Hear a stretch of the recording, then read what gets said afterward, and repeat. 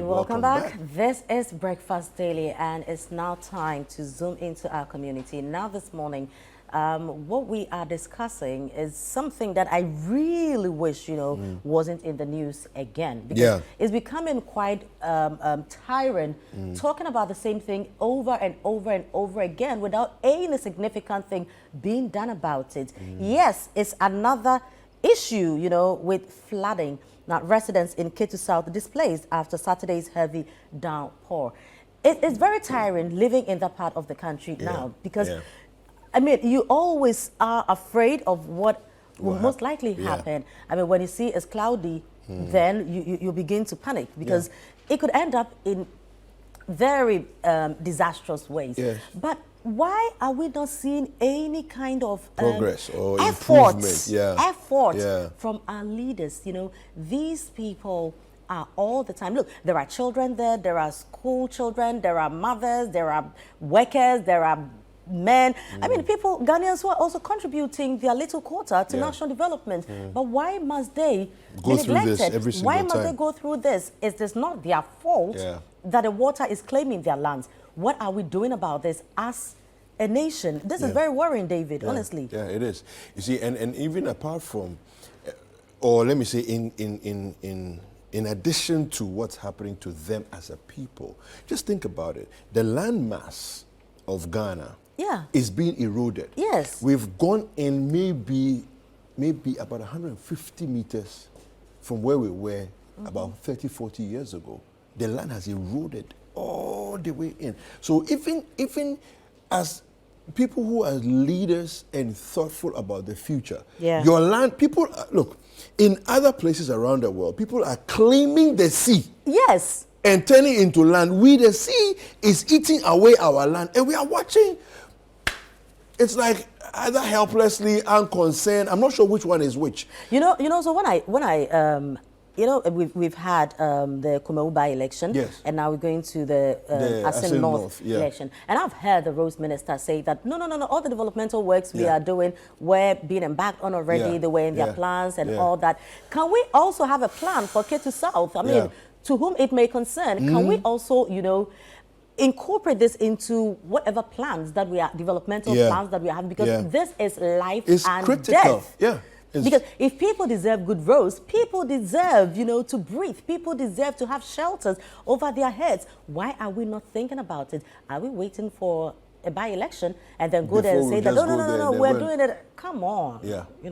No, it's unacceptable. I really think that we should do way better than we have done. We do have a CNR report for you. Take a look at it and see what is happening on the grounds in Ketu South. So actually, this video is from Metro TV. Okay. Yes, and let's take a look at it and come back and have a discussion on that. We haven't taken a stock of it yet, but all I could say is that we have about 10 electoral areas within our Soma Vego council, and there is no specific electoral area that is not affected by this problem. So all the 10 electoral areas have had their share of the problem. So it means we could have houses, more than hundreds of houses have been affected by this problem. It's the rain that has caused so much havoc in the community or in the lagoons, the waterlogged areas. I think also that the assembly is going to act its game in terms of the permits that it gives to people who are building in waterways. Let's not kid ourselves.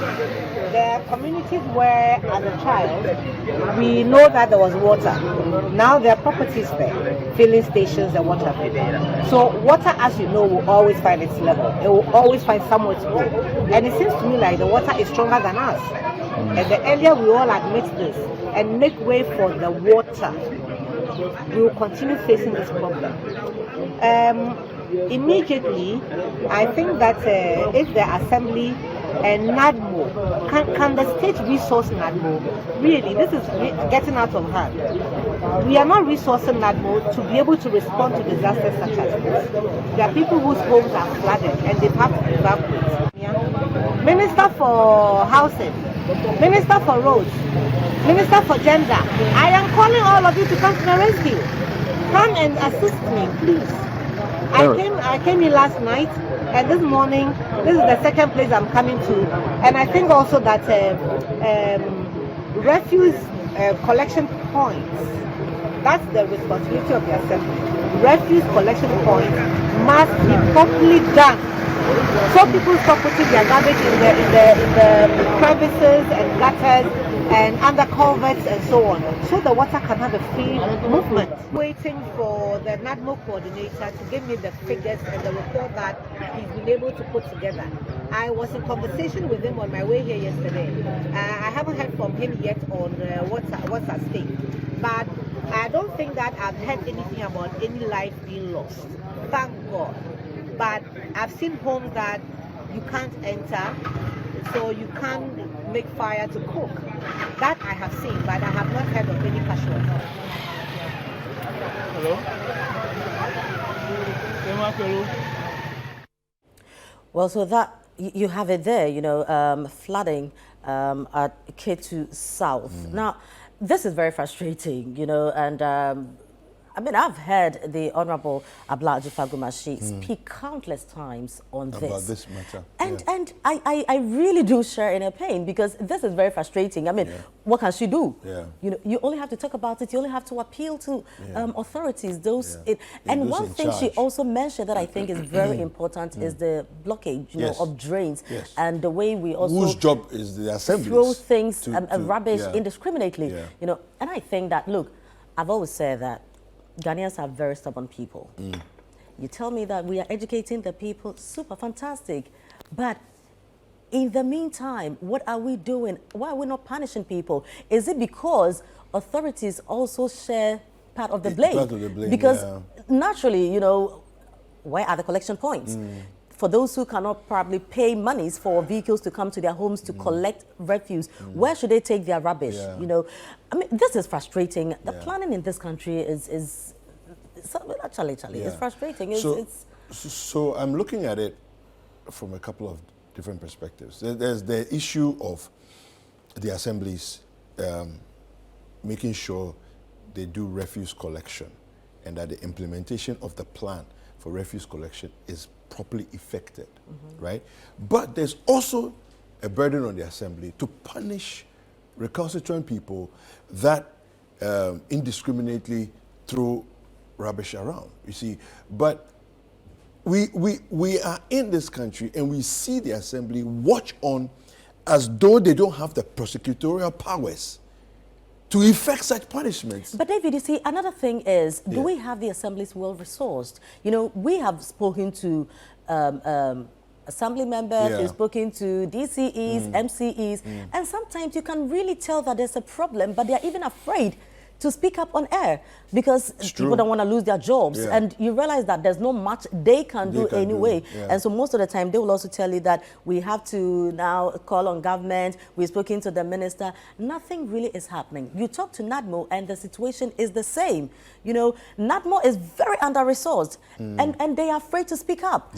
Why are we in a country, so we set up NADMO, people work there, we pay them, they don't have the resources. So in as much as they are not able to discharge their duties effectively, the country is also running at a loss for, paying people who are not doing so much. And that is the problem. So if you find yourself in a situation like this, where is help coming from? Who has to come to your aid? The people will come there, grant interviews, and it ends there. What happened when the housing minister, you remember the housing minister was there some months ago when we had situations like this, what has happened? Have you heard anything? I am yet to, but this is worrying, and it really is not fair. Well, we have been joined by the MP of Ketu South, the Honorable Jifa Gomashi. Good morning, madam.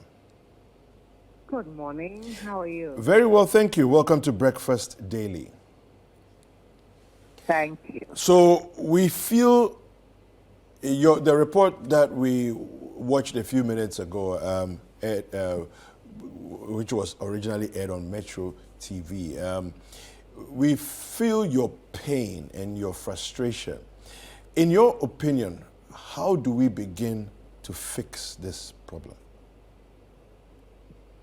Thank you very much, and good morning to both of you. Good morning. Yeah, Firma, it's been a while. You owe me. I do. I redeem myself, Honorable. He shouldn't laugh because he owes me too. Oh. But No, I know. I'm laughing in commiseration speaking of no, well, of the. commiseration is good.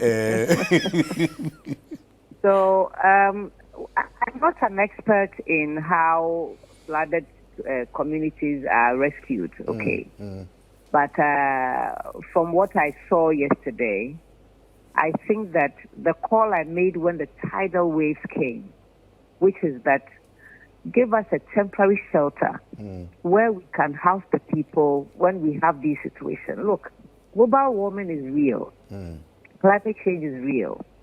And we know, science has told us that it's going to get worse. We can prepare by getting a place where we can house the people when we have such disasters. Immediately, I would suggest that the three traditional areas and the affected areas, we close down the schools there. It is scary. I'm not a tall woman, but even in Wellington boots, the water went inside my boots. So at a point, I had to take them off. Wow. Now, my fear is when children are wading through this to go to school, anything can happen. And we must prevent that. Additionally, I think that NADMO needs to be resourced immediately so they can create a channel for the water to get into the lagoon or into the sea. Because we have given people who have built the waterways, started by laying a foundation. The communities have unit committee members, assembly members. We have the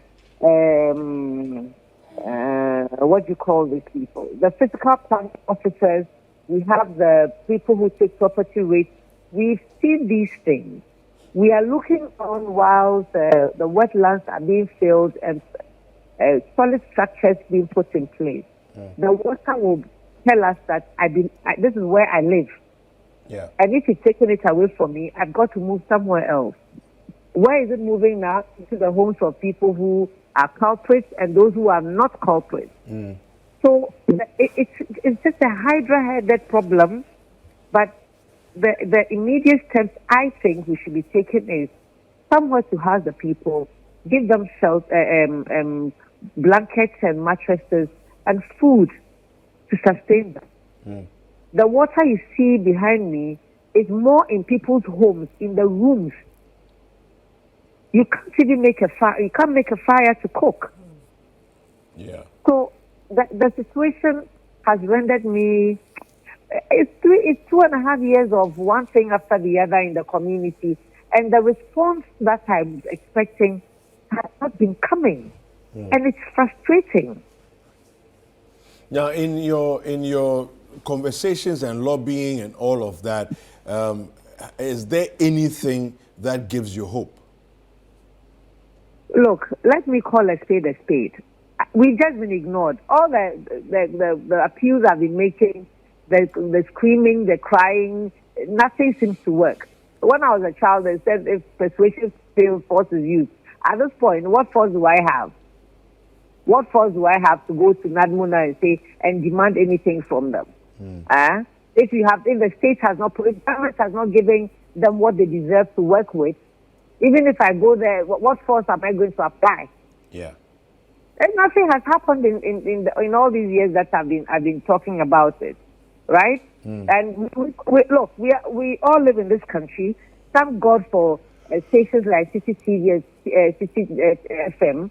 We know that disaster happens in other communities, and donations are made by people in high offices in some communities, and others are ignored.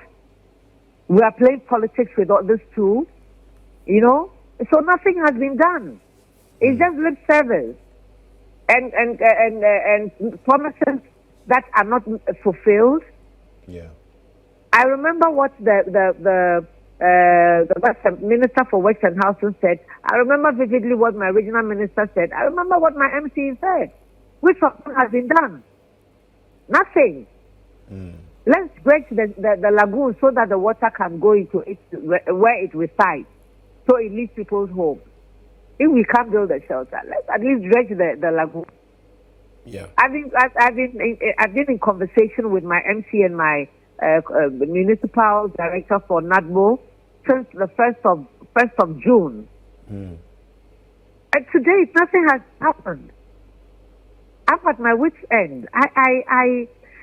But you see, you ignore people or you treat them like this for long, and then when they push back, you send the police after them.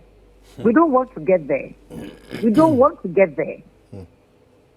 Now, Honorable, do you have identified areas in the constituency that can be used as temporary shelters in situations like this? You see, it used to be the churches and the schools, but they are all flooded now. The municipal assembly is sitting on higher ground. Maybe we should convert it to a temporary shelter. Let them go and sleep in the hall where we have our meetings then. Okay? This was my point, that the schools and the churches, which church or school in my community and perhaps in yours, has a place where you can have a shower, you can have a bath. You see, so they're not even conducive. Even those places where we use as temporary shelters are not conducive. Yeah. It means that people will have to practice open defecation. And that's, it's not acceptable. And that's why I've been calling for the state to provide a proper temporary shelter that has the required amenities and or facilities, you know. But I've been ignored. Yeah. I went lobbying, and blessed Togia Padres Heart, he gave us 100,000 CDs, which I wanted to start a temporary shelter with. But unfortunately, we got into some land dispute matter. But thankfully, I can report now that the chief of Agavaji has offered us another one. And so we will look for more money and start the project, you know. But until that time, we can use the municipal assembly has a big hall. The people who don't have family and friends anywhere to go and stay, we should get blankets, mattresses, cook stoves for us to find something for them to eat and sleep in. And clothes. People's clothes are completely soaked. Completely soaked. And it's been raining. Yeah. So Honorable, what happens, you know, it's Monday morning, people have to go to work. My concern mainly is school children and the schools. What happens? So are they closed? Do we have any temporary measure to ensure that children do not miss out on lessons?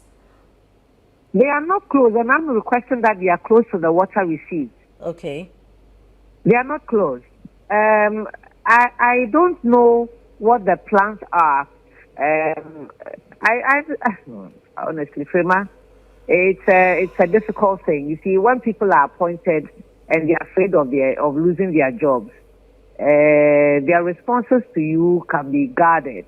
Yeah. You see, for fear of being called to answer questions and why did you speak like this and so on. So yeah. I see that hedging also, but I think as the elected member of parliament for the people of Ketu South, I will demand now that they close down the schools and perhaps find a place where we can still do the lessons. But some schools especially in Agbozuma and Kliko, the children should not be waiting to the Chavana area. Electra area. I went to the schools there. No, it's scary. I don't think that it's safe for the children, and those particular schools need to be closed down. Blakusu also has a school that children have to wade through water to get to. It's not right. So, in terms of anticipating the next few days and weeks. At least I know that with Accra, the rains are still we have at least another month, you know, of rains, maybe even heavy rains to go, till the rain subside. What's the anticipation for Ketu South? Is there a similar rainfall pattern? Oh, of course. I mean, it's a similar rain pattern for all of us in the country. And that's why I think that, look, when we are given the opportunity to serve this country, let's do it in truth. Let's do it with commitment and dedication. We've been hearing the meteorological services give us updates on what the pattern is going to be. We've had other international bodies that are involved in climate change and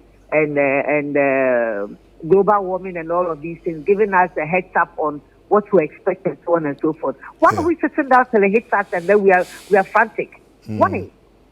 Why are we just sitting down? Is government not aware that we are getting into the rainy season and it needs to give resources to NADMO so they can do their work? I think by elections are happening in two communities. All of a sudden we found money to do some work. We didn't find money to prepare for the rain. Oh, come on. We need to do better than we are doing. It's truly just frustrating. Truly just frustrating. Yeah. Thank you very much, Honorable. Thank you very much. We appreciate your time. Yeah. So we've been speaking with the Honorable Jifa Gomashi, MP for Ketu South, and clearly very frustrated, as anybody in charge of that space would be. I really don't. I don't know. I'm looking at the weather forecast, and like the next 2 weeks, every day there will be rain. No, but every single day there will be rain. We don't even have to talk about that now, because we know. Yeah. Since we had issues with global warming, climate change issues and all that, we've always known that June, July, the rains will come and all that. So, this is not a surprise on anybody. No. We know. Yeah. But the problem is, are we committed, you see, to find help and to prepare? Even the low-hanging fruit of things like dredging, you see, because part of the problem has been that the lagoon feeding into the sea has not been dredged. The last conversation we had when there was a flood, I think it hasn't been dredged for like 10 years or more. Do you see? So this is, it's a low-hanging fruit. It's something that you can send machines in, to be there for a week, clear out and it allows, at least it buys a little bit of time, because 10 years of non-dredging is a very long time. So if you do it, at least the next 2 or 3 rainy seasons, there can be some respite. But this is the sort of thing that we do to ourselves, and something as basic as dredging, that one too has to become, because I hear the machine broke down, and ever since that time, nothing has been done. So we can't have machines. It's strange, oh. No, it's very strange. If there was a by-election, we'll have all the machines will move there. to move there. Why do we do this to ourselves? Yeah, all the machines will move involved. And the problem is, the waters are in people's homes. Yes. It means that your home is not safe. No. Outside is not safe. Yeah. So where should they be? How do they eat? Where, and these are, hygiene issues we are talking about. What's going to happen? Places of convenience. All these things. Yeah. And we don't want to do anything about it. We don't care. Well, it's obvious that, if we cared, we would have done something about it. Well, Honorable Maupemo Folivi, there's an assembly member for Agbozume, has joined us on the line. Honorable, good morning. Good morning, sir. Yes, welcome to Breakfast Daily. Thank you. Yes, what can you report to us this morning, as at now, the situation in Agbozume? Thank you for the opportunity. And I also like to use this opportunity as well to say good morning to your listeners and your viewers, as well as my MP, Honorable Jifa Gomashi. As she came to commensurate with us on Saturday, we went round and we've seen things for ourselves as well. This morning, I would say we are still in the situation, and as I speak to you, the whole community is trying to auto break a place this morning. That's a road that they feel we should break to also create access for the waters to see if we could push some of the waters away from here. So the whole community is gathered at Kokoroko Place now, trying to get some of the road cut to push more of the waters. And as of yesterday, we went round again from Achivuta to Nogokbo and Akame. Okay. We have realized that there have been roads that were constructed by the people themselves, where they could have put culverts under those roads, so that the volume of water could also, or some water could also go there, reducing the volume that we are having in Agbojme now. Okay. Actually, Agbojme, it's having about 10 electoral areas. And those 10 electoral areas, there is not even a single electoral area that is not affected by what is happening now. So it means the whole town is sharing, it's having its share of the problem. And to make matters worse, the people who are affected have no place to go. They are in the water, and they keep lamenting to us, the assembly members, each morning. And there is nothing as well that we could do. Tell us about the issue of dredging. I understand that some years ago there was a machine in place, a dredging machine in place to clear out the lagoon, now and again. But for some years now, it hasn't happened. Do you remember the last time the lagoon was dredged? Since I was born over 30 years, I've never seen such a thing because I lived in Agbojme throughout. There's never been any dredging that I have ever seen. Wow. Okay. Yes. That long. Okay. So yes. Okay. So that's interesting because it means that it even compounds. 30 years is a very, very long time for silt to build up in the lagoon. Yes. Anyway, so as far as an assembly, are there any steps that you have the capacity to take that the assembly is taking to make life a little more bearable for the citizens? As I speak to you, I was just online with the presiding member when you called. I was having a discussion with him that this is getting out of hand. Let's see what we could do. But as I speak to you, for assembly, there's no clear plan as to what we should be expecting from the assembly, whether there's anything in place, because we as an assembly members, we are yet to even meet for us to be told what exactly the assembly is planning for the people. Yes. I see. So there is no clear plan as I could speak now. So it means that, in the coming days, clearly the weather is not friendly at this time of the year. So it means the people just have to brace up for more of such disasters. Yes, exactly so. Very unfortunate, don't you think? Yes, it is. Thank you very much, Honorable. Yeah. Thank you, too. So, bluntly putting it, that is the reality on the grounds. And I like his honesty. His frankness about because it. That is it. I mean, sometimes we can't all the time come into sugarcoat things and shield try and people and all that. This is the situation. The assembly is even yet to meet, because I really believe that they've done this over and over and over again. Nothing is happening. My worry is the communities already have water there. Yeah. Now, if it rains today, if it rains tomorrow, which will most likely happen, then what? Are we waiting for people to die? Now that people are not dead, aren't we going to do anything? Yeah. Should we begin to record casualties? Should we begin to have really disturbing stories and then move in to go grant all the beautiful ornamented languages and then come home and sleep and wait for another disaster to strike? Why? Why? Yeah, I don't understand what's going on here, because we can't say it's an issue of money, because at the end of the day, we have dredging machines in Ghana. They are here. It may be 1 or 2, 3, 4, I don't know, but we have some capacity within the Ghana space. We don't need to import a new dredging machine to do any work, right? It's already here. Why don't we just deploy one machine, go and sit in the lagoon for the next 1 or 2 weeks and dredge as much as possible, allowing the waters to flow into the sea and for the lagoon level to drop. All the water in the communities will then come back into the lagoon and creating, so that at least there's some respite.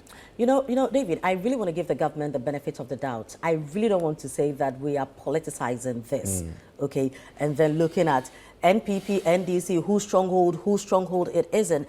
But no, but if you are thinking about it, then it's a real thing that exists. I've thought about it. The only I've thought about reason, it. That is about it, the people, they don't, maybe they don't matter that much to us, because it's not our political stronghold. But they are Ghanaians. Yes. Must everybody support you? And that's where my problem is. Exactly. Everybody Can we not Ghanaian, agree to disagree?